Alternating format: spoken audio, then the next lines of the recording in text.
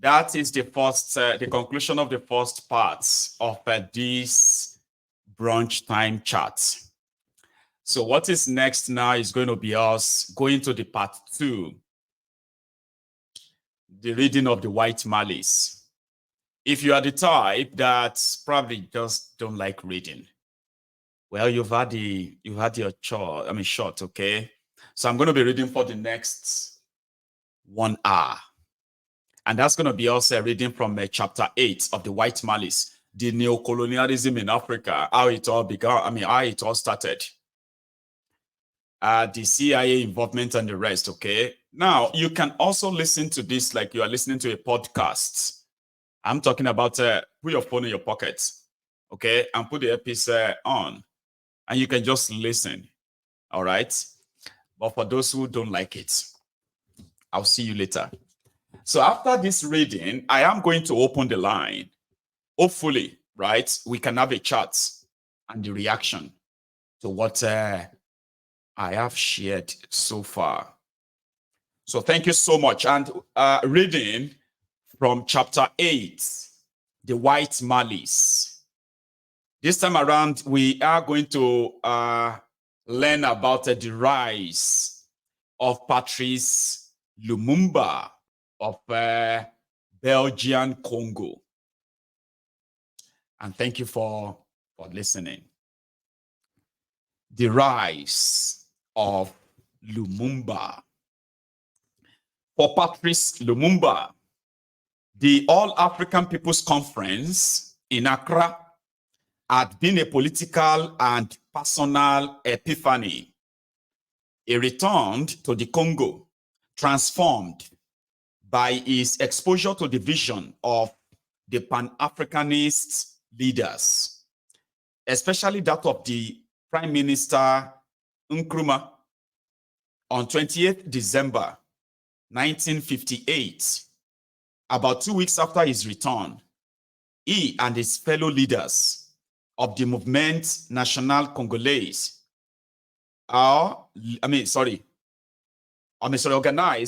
organized their first mass rally. It was held in Kalamu, in the site of Leopoldville.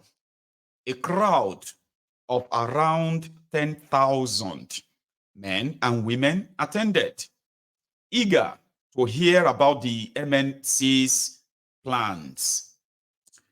Lumumba spoke with passion and conviction.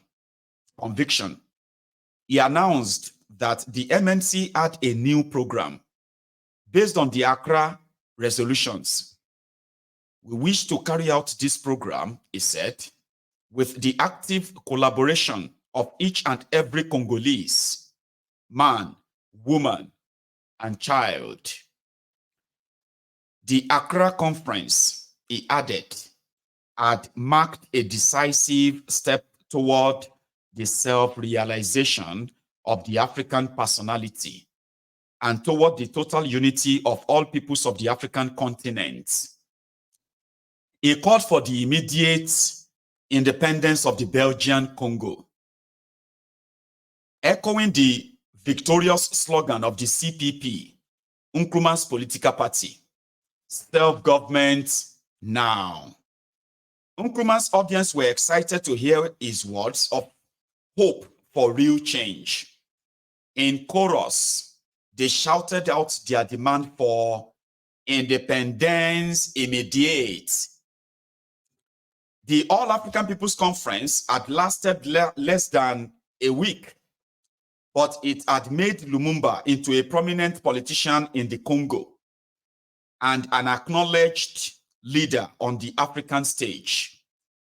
It had also made him visible to the colonial rulers of the Congo and to foreign powers beyond the shores of Africa. Lumumba was only 33 years old. He was 33 years of age. His life would never be the same again. On the 4th January 1959, a week after the MNC rally in Leopoldville, a violent and bloody riot exploded on the streets of the Congo's capital city, It was a sunny day, and as usual, on a Sunday, the streets and bars of the site were thronged with people. The day had been chosen by Joseph Kasavubu for the Abaco political party to hold its own public rally.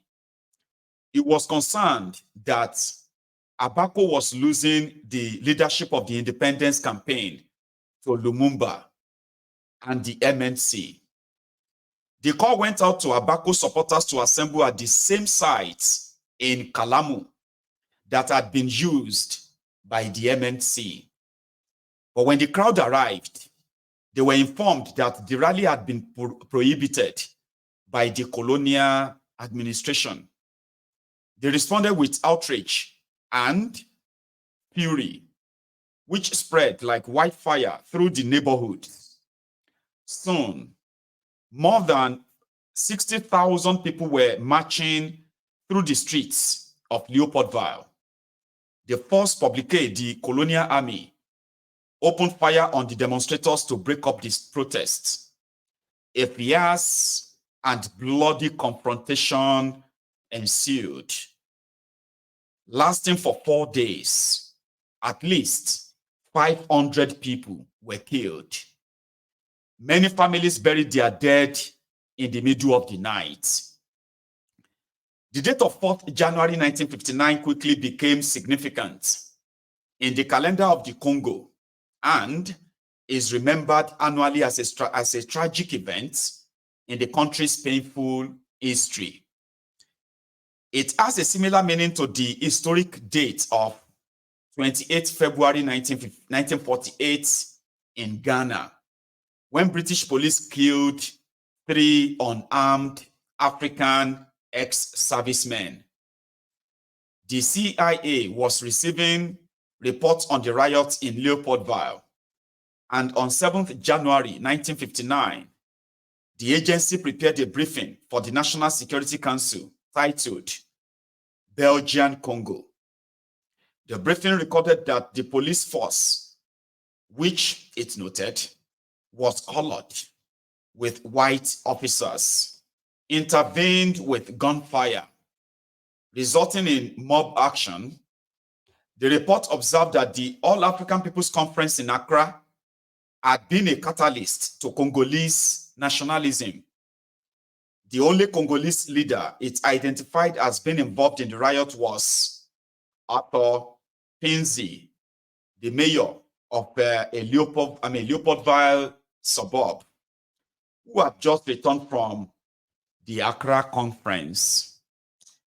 The detailed nature of the report suggests that the CIA had a source on the ground. This may have been John Malcolm, the American political scientist who had attended the AAPC. Malcolm's archives contain a photograph of Kasavubu at the Abaco rally. The note on the back gives the date of 4th January 1959 and explains that it was taken just before the Belgian Congo riot. Malcolm, who was on a research trip in West Africa that was funded by a grant from the Ford Foundation, had traveled from the Ivory Coast to Accra in early December 1958 to attend the AAPC. This photograph indicates that after the conference, he went to the Congo. The rioting in Leopoldville spread rapidly to other parts of the Congo. Some areas quickly became ungovernable. Anger was at boiling point, and many people refused to pay taxes. Like the protesters in Leopoldville, many people called for immediate independence. Just one sec, guys.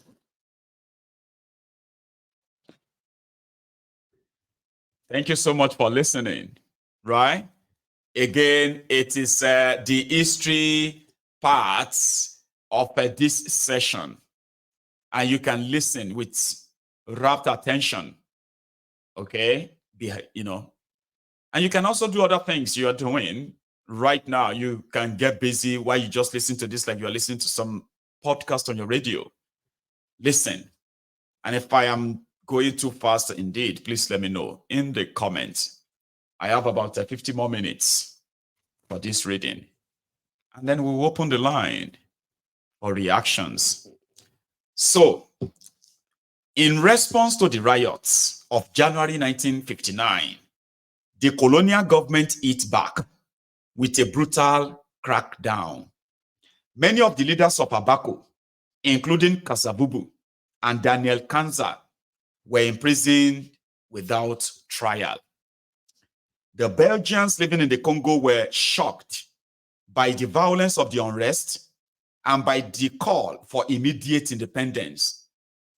The occupation of the Congo had seemed to them secure, that it would last for many more years.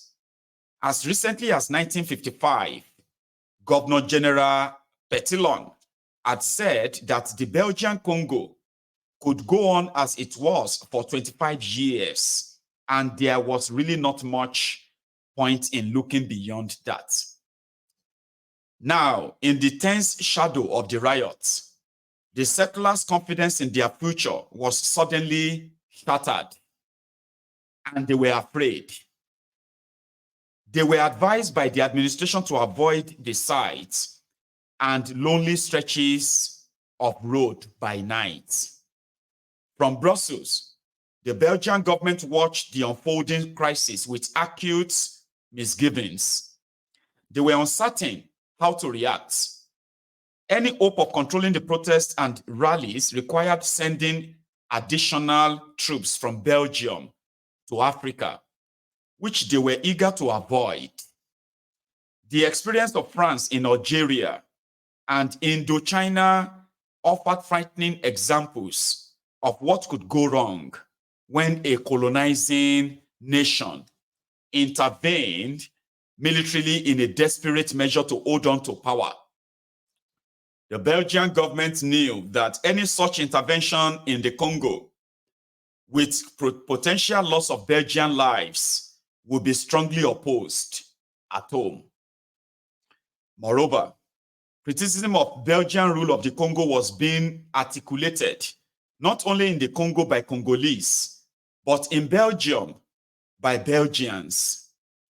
In 1953, La Drapeau Rouge, a communist daily newspaper, had called for the independence of the Congo and equated Belgian rule in Africa with the Nazi occupation of Belgium. The government decided against a military solution. Instead, it chose to respond to the spirit of the demands being made by the Congolese. Within 8 days of the start of the rioting, on 13th January 1959, the government promised an increase in local and district self-government. King Baudouin went even further, promising eventual independence. Our resolve today, he declared in a radio broadcast, is to lead the Congolese peoples to independence in prosperity and peace without delay, but also without irresponsible rashness. Lumumba seized the moment. He gave up his job at the brewery, and threw himself into political work. For financial backing, the MNC turned to the AAPC Secretariat in Accra and Afro-Asian Solidarity Movement based in Guinea. Inspired by his experience in Accra of meeting people from all over Africa, Lumumba was eager to visit other territories on the continent. In March 1959, he flew to Nigeria to participate in a conference on representative government and national progress at the University College, Ibadan, in Nigeria. The invitation was arranged by his good friend, Luis Lopez Alvarez, a Spanish poet and journalist who had moved from Paris to Brazzaville, was the capital of the Federated Territories of French Equatorial Africa. A year after the arrival of Lopez Alvarez, those territories voted in the referendum organized by the French government to become autonomous within the French community. The federation was dissolved. Lumumba had first visited Lopez Alvarez's home in November 1958 on one of his trips across the Congo River to Brazzaville.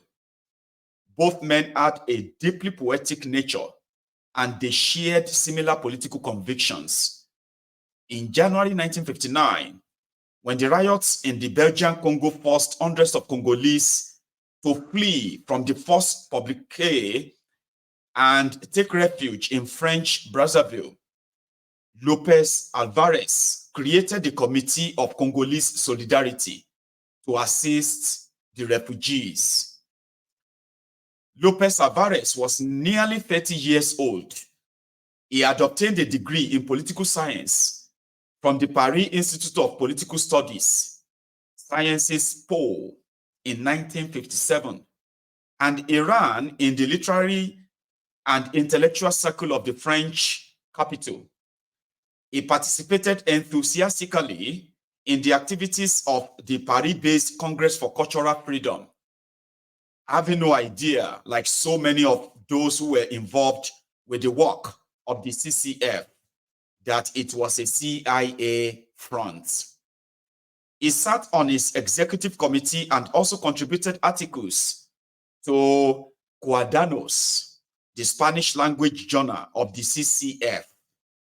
It was the CCF that sponsored the conference in Ibadan, which it organized in conjunction with the University College, Ibadan's Department of Extramural Studies, as well as securing an invitation for Lumumba to attend the Ibadan seminar.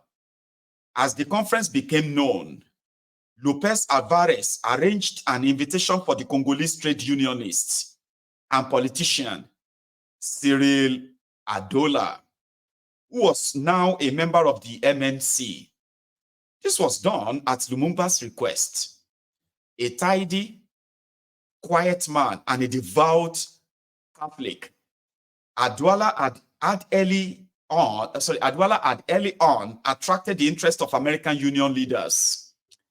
He had been educated at a Catholic mission school in Leopoldville and worked as a bank clerk before taking a job with the labor movement in 1956, which led him into politics.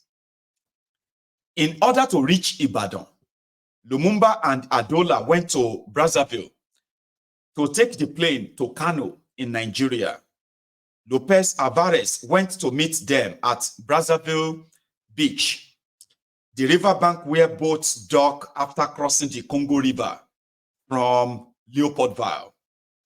He found them with Joseph Desire Mobutu, who would shortly be leaving Africa for Brussels to start an internship with Info Congo, the Belgian government's public relation office dealing with the Congo. Lumumba was highly impressed by Mobutu, 5 years his junior, and a close bond was developing between them. On Lumumba's side, it was genuine and trusting.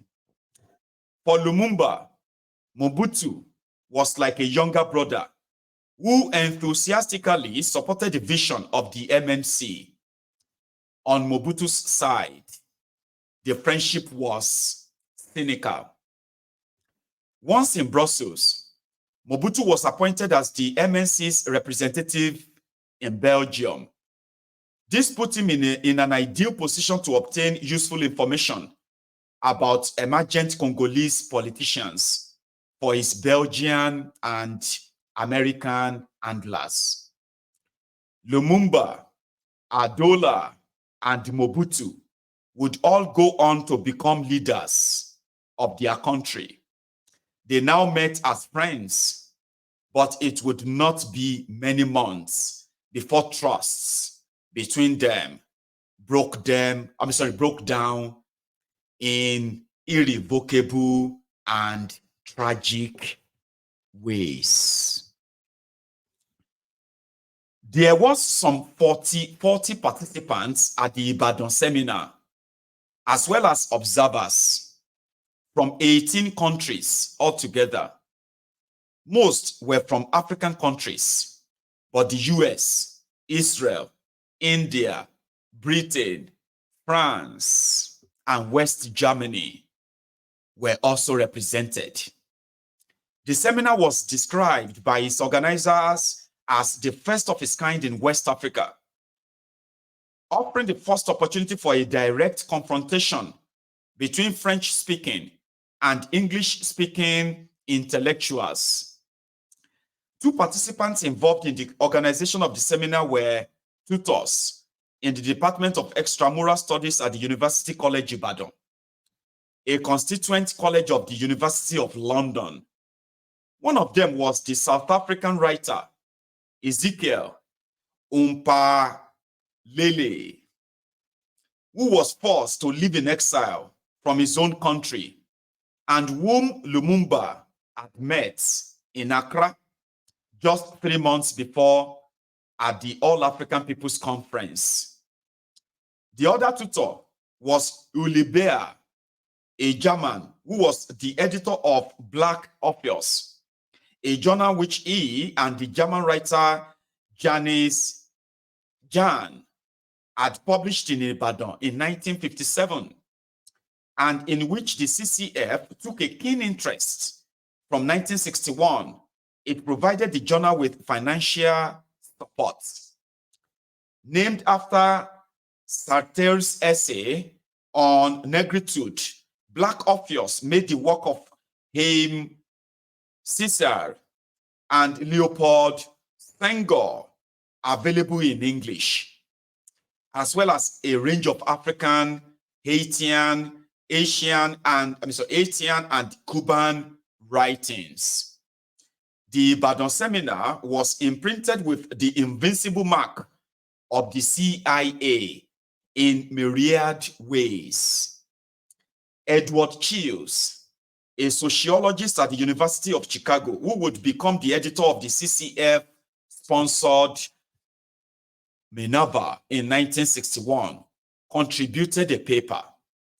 The journalists who attended included Russell Warren Howe, a British reporter who worked as a stringer for Newsweek and had ties to the CIA.